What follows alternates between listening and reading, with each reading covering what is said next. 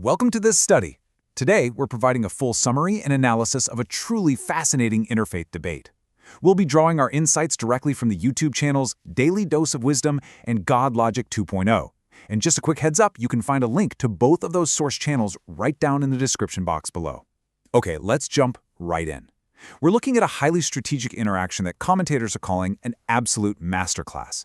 It really shows how structured arguments are built, how they're countered, and how having a specialized focus can completely shift the dynamic of a conversation. To break this all down, we're going to look at 5 key areas: the core debate prompt, Elijah's logical syllogism, Uman's counterarguments, the power of concession, and finally, strategic apologetic focus.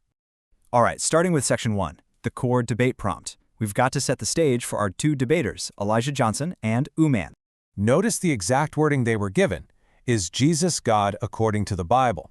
This is absolutely crucial, guys. It literally draws a boundary line around the conversation. We aren't talking general philosophy here, and we aren't looking at outside historical texts. The playing field is strictly limited to the biblical text itself. Whoever navigates that specific text the best is going to hold the advantage. Right out of the gate, Uman firmly plants his flag. He states clearly, Jesus is not Almighty God according to the Bible. So, bam, the negative position is set. And because of that, the burden of proof to show that the text does make this claim lands squarely on Elijah's shoulders. Moving right along to section 2, Elijah's logical syllogism. So how does Elijah tackle this burden of proof? He doesn't just throw random verses at the wall hoping one sticks.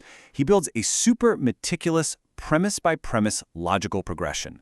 He essentially walks his opponent through a 3-step syllogism, and he actively asks for agreement at every single stage. First, he goes to Psalm 83:18 to establish that the name Yahweh alone belongs to the Most High. Uman agrees. Second, they look at Jeremiah 23, verses 5 and 6, predicting a righteous king. Uman agrees this refers to the Messiah. But Elijah points out this specific Messiah is given the name the Lord our righteousness, connecting the Messiah directly to Yahweh. Finally, step 3, they jump to Luke 24. Did Jesus claim to be this Messiah? Uman concedes that yes, he did claim that title. And right there, Elijah springs the trap. He just says, then it's done. His strategy was basically creating a logical lock. If you accept the text of these premises, that Yahweh alone is God, the Messiah is named Yahweh, and Jesus claims to be that Messiah, well, it becomes mathematically unavoidable. But of course, human conversations are rarely that simple, right? Section 3, Uman's counterarguments. Uman obviously pushes back, and we see them kind of start talking past each other. Why? Because they're operating on fundamentally different frameworks. Elijah is laser-focused on the present textual claims of the Bible, sticking rigidly to that debate prompt. Uman, on the other hand, brings in his own belief based on the Quran, which defines Jesus as a slave of God, not God himself.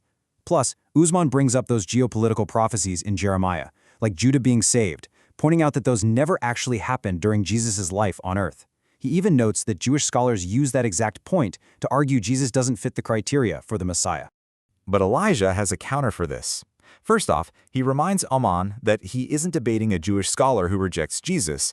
Uman already conceded Jesus holds that title. Furthermore, Elijah points out that the Bible literally has a built-in mechanism for those unfulfilled events. He points to the book of Revelation, arguing the text predicts a future return of Jesus to finish fulfilling those prophecies. By showing this, Elijah manages to keep his core syllogism perfectly intact and relevant to the specific prompt. Which brings us to the second half of our study, Section 4, the power of concession. Let's look at the meta-commentary provided by God Logic 2.0 on how these tactics were handled. The commentators over at God Logic highlighted Elijah's performance as an absolute masterclass in communication. The takeaways are super practical. First, Elijah locked in a logical concession in under 12 minutes. Just 12 minutes. Second, he fiercely held his ground on specific texts without over-explaining or going down rabbit holes. And maybe most importantly, he completely avoided turning the debate into an endless circular points game. The real kicker is how Elijah handled the moment of tension.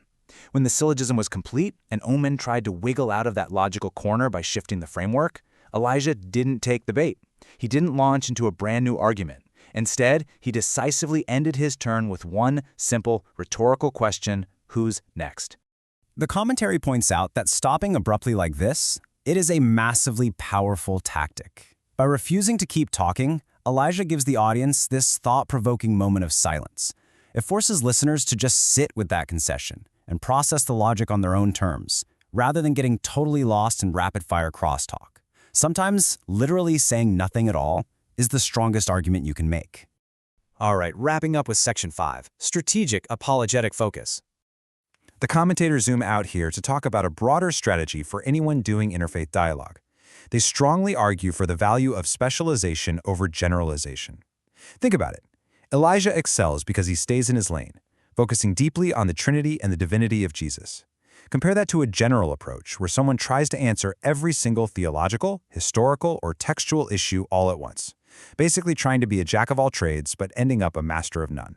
The payoff for this specialized approach is huge. When debaters stick to their specific roles, it completely prevents audience confusion. The listener walks away with a razor-sharp, cohesive understanding. GodLogic points out that this lets different speakers play complementary roles, right? Like one person handles the deep theology of the Trinity, another tackles textual preservation. It's a team effort where everyone operates in their sweet spot, making the overall defense so much stronger. So, as we wrap up this full summary, it leaves us with a really intriguing question for our own conversations. When you are defending a deeply held position, what's actually more effective? Is it better to strike with a narrow, undeniable logical syllogism, or should you try to defend the whole shebang, your entire theological framework, all at once? It's definitely something to chew on the next time you find yourself in a challenging dialogue.